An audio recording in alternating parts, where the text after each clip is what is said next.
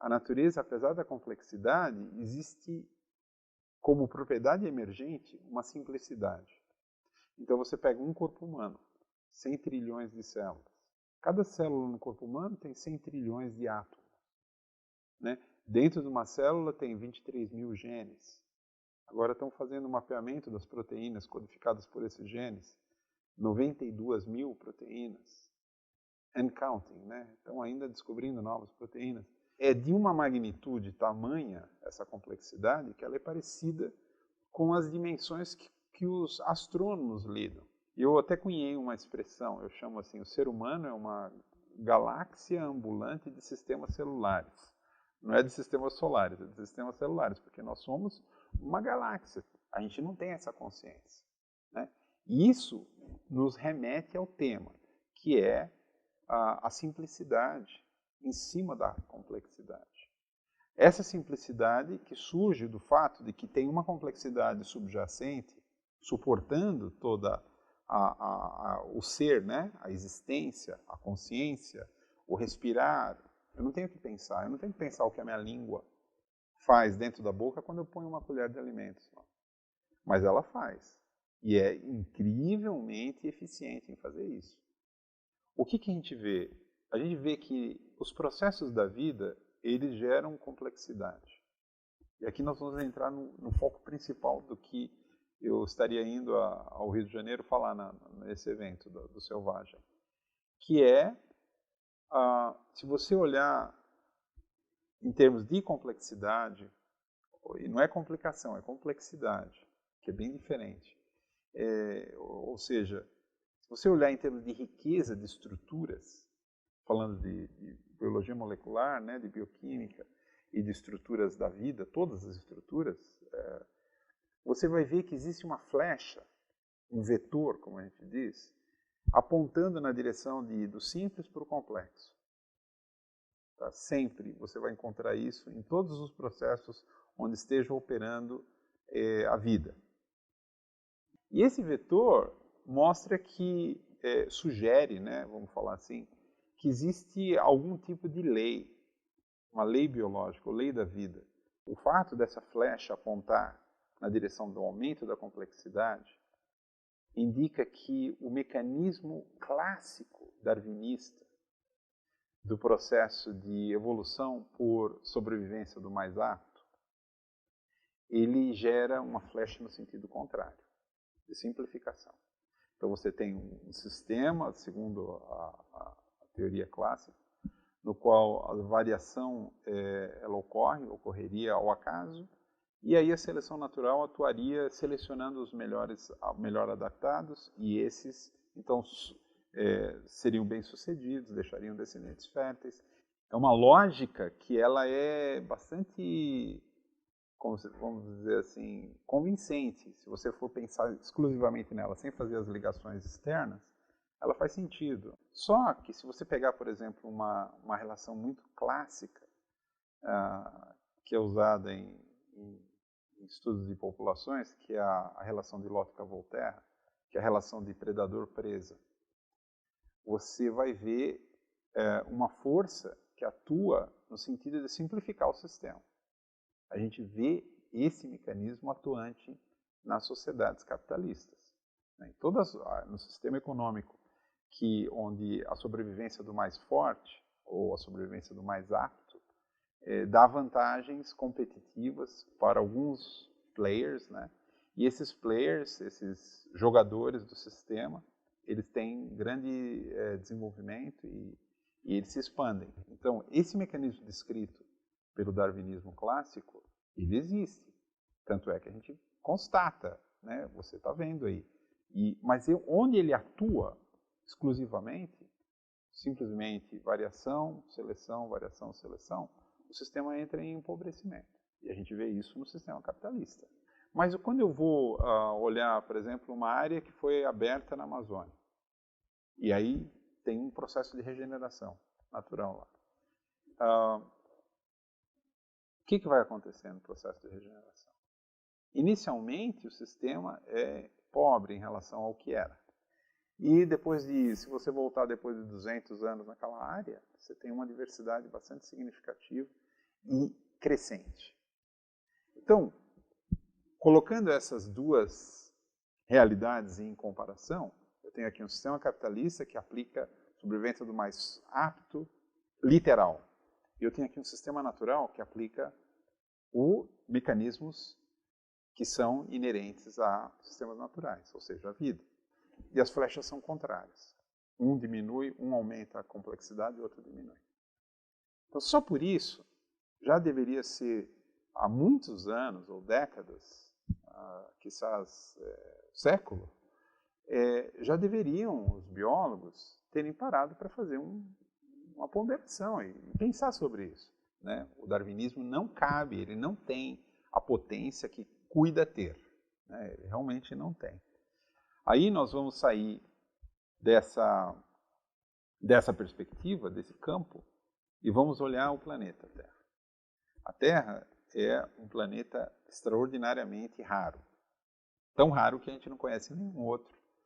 O nosso planeta, com as suas condições, que a gente chama de condições Goldilocks, cachinhos dourados, né? Que as condições ótimas, distância do Sol, volume do planeta, massa, composição material da Terra, que tem os elementos para produzir os compartimentos de superfície, gerando o que o Bruno Latour, chama de película de Gaia, que obviamente suscita a gente falar sobre essa teoria que foi criada pelo Jim Lovelock e Lynn Margulis,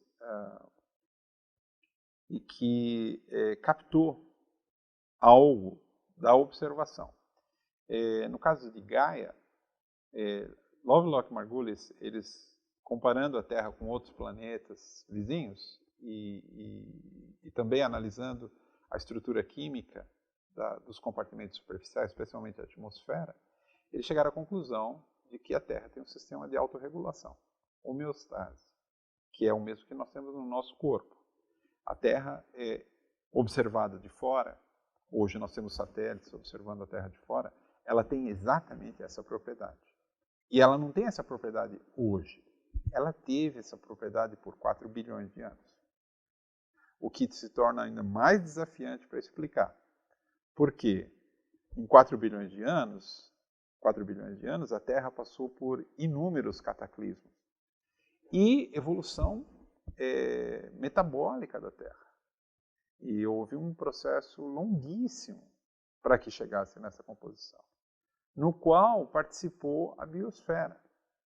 E essa participação da biosfera não foi casual, nem ao acaso, né? Não foi randômica, não foi com uma perspectiva de produzir esse efeito teleológica, né? Que você já sabe o final, então você volta para o começo e você já sabe onde você quer chegar. A gente não invoca isso, essa possibilidade, de que tinha um plano para que a Terra fosse da forma como acabou sendo.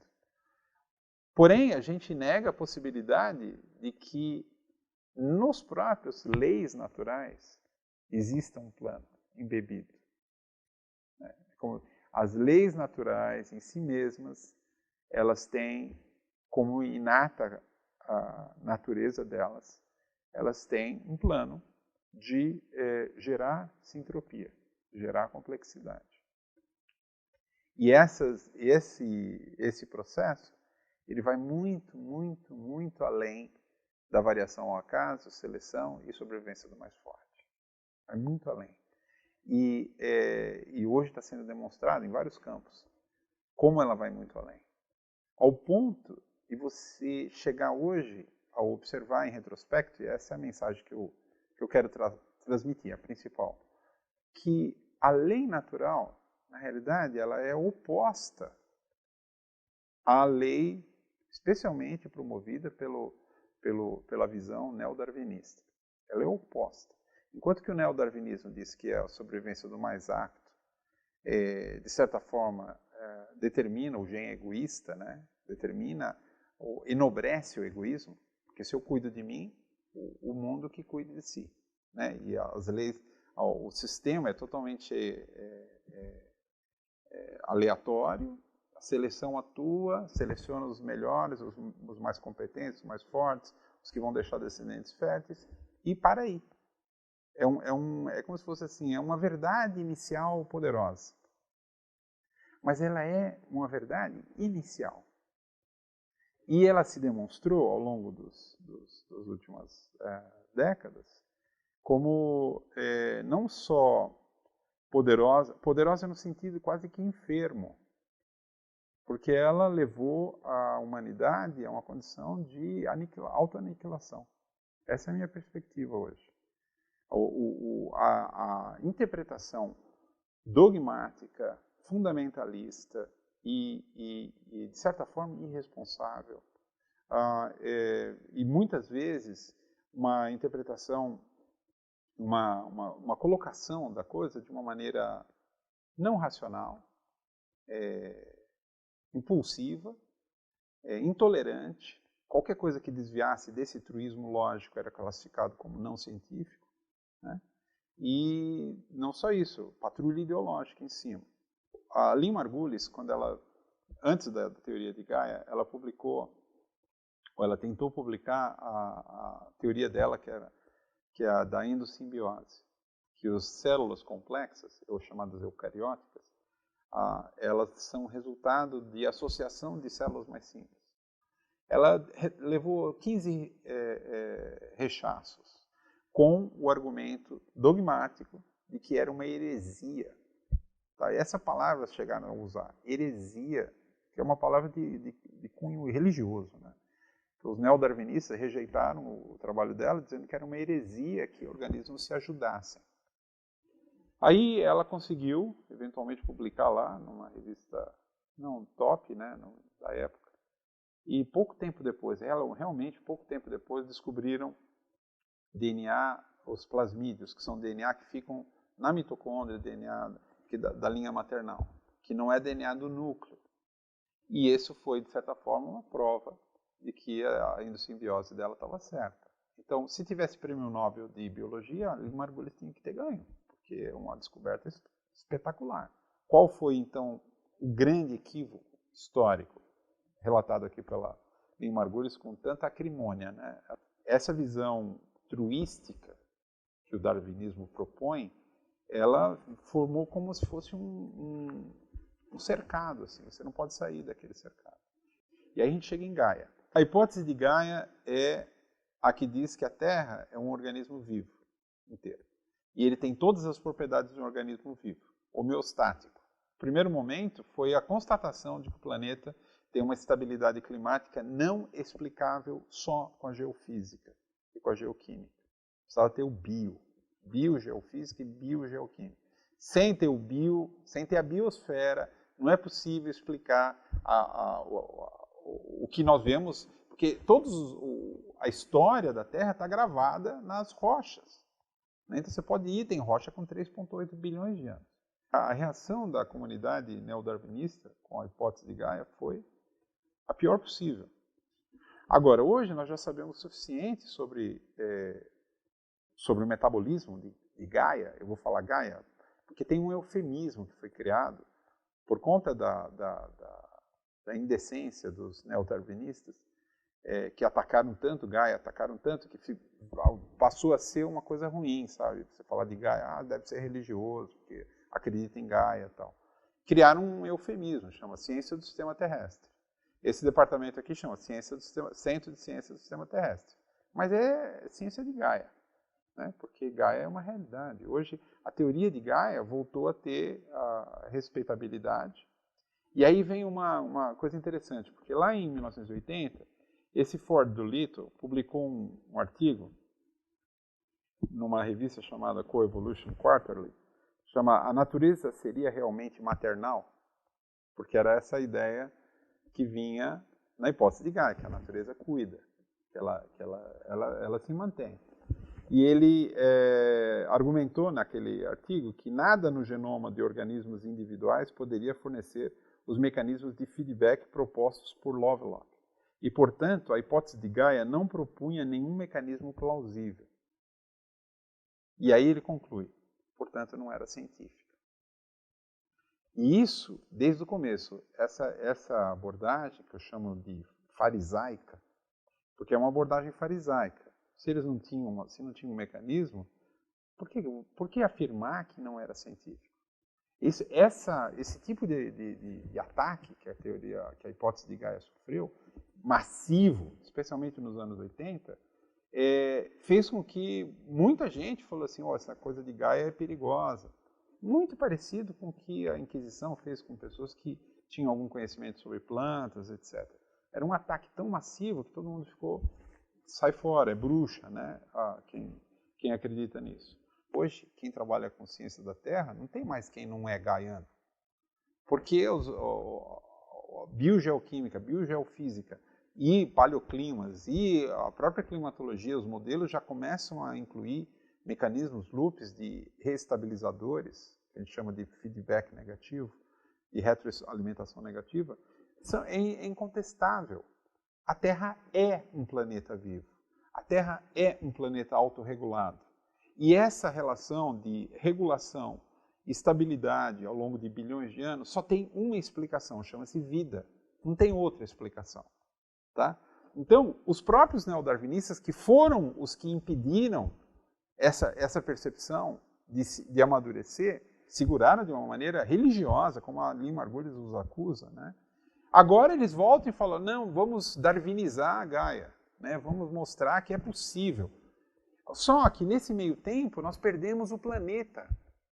Nós perdemos o planeta, porque se fosse nos anos 80, se a hipótese de Gaia tivesse se tornado avançado com um questionamento, eu não sou a favor de a gente aceitar qualquer coisa nova, não, tá bom, deve ser isso. Não, questione, mas não da forma como foi feito, que foi uma inquisição, na realidade. Né? Os neodarwinistas bloquearam completamente, demonizaram a hipótese de Gaia, a ponto dela se tornar um nome ruim, criaram o eufemismo, ciência do sistema terrestre, para não ter que usar o nome Gaia, porque o nome estava sujo pelos tanto cocô que jogaram, né, dos neodarwinistas.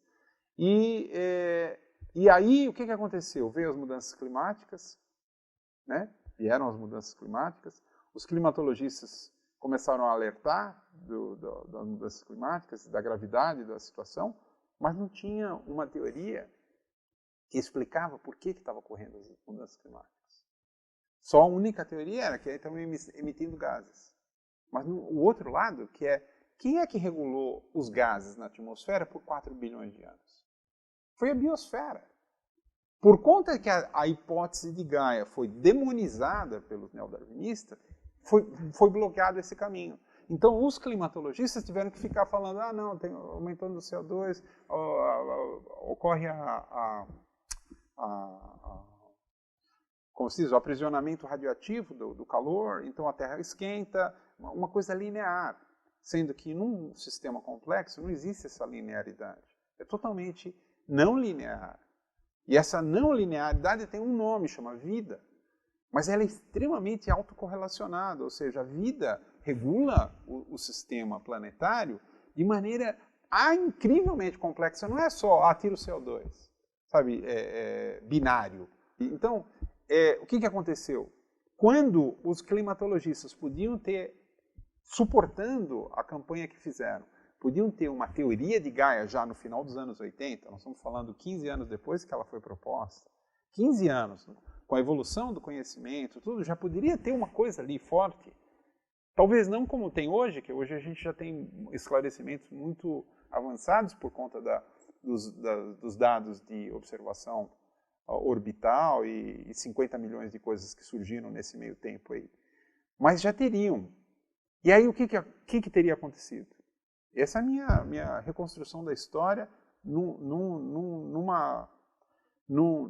numa hipótese de que os neodarwinistas não tivessem promovido uma inquisição contra Gaia. O que teria acontecido? Os climatologistas teriam tido uma história muito mais poderosa.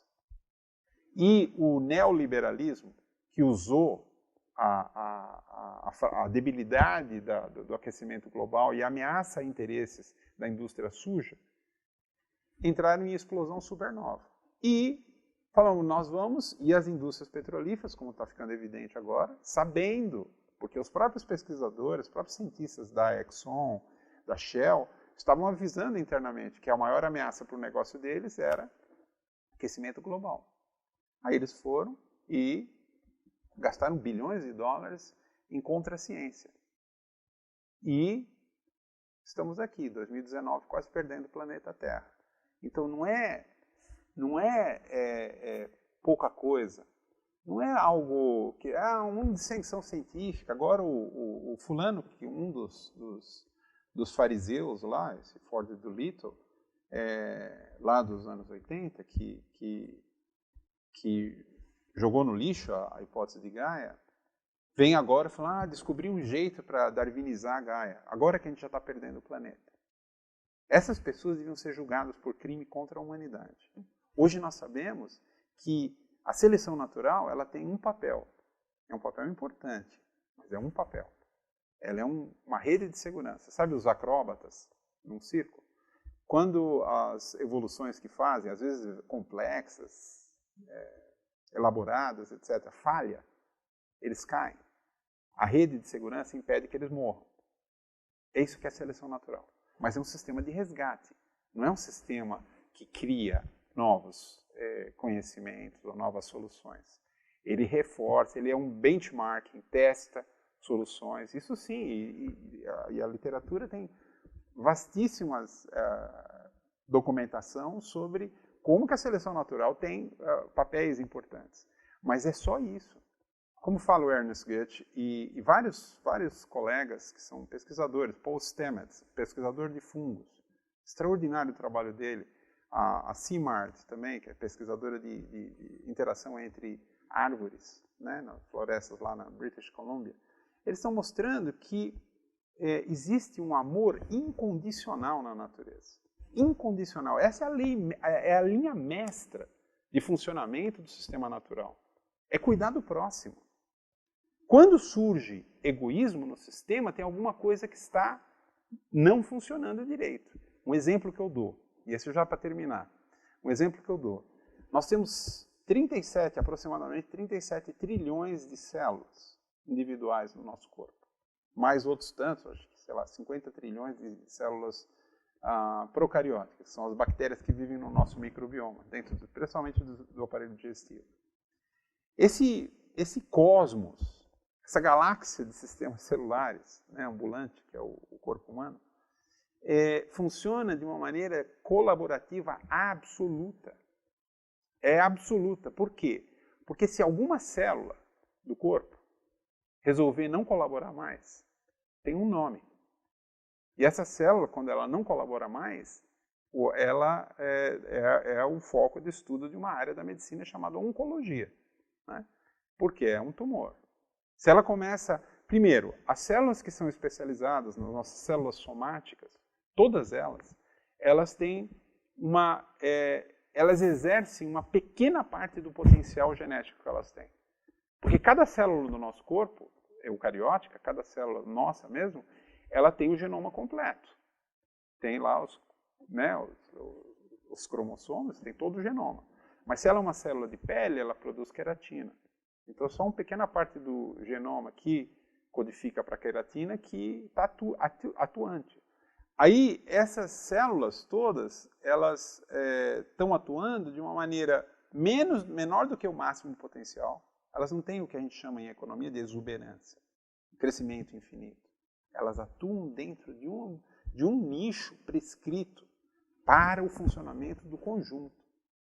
Se alguma delas, por alguma razão, se danificou e ela ficou egoísta, e ela quer crescer, quer se multiplicar, as células do sistema imune, os linfócitos, eles são polícias.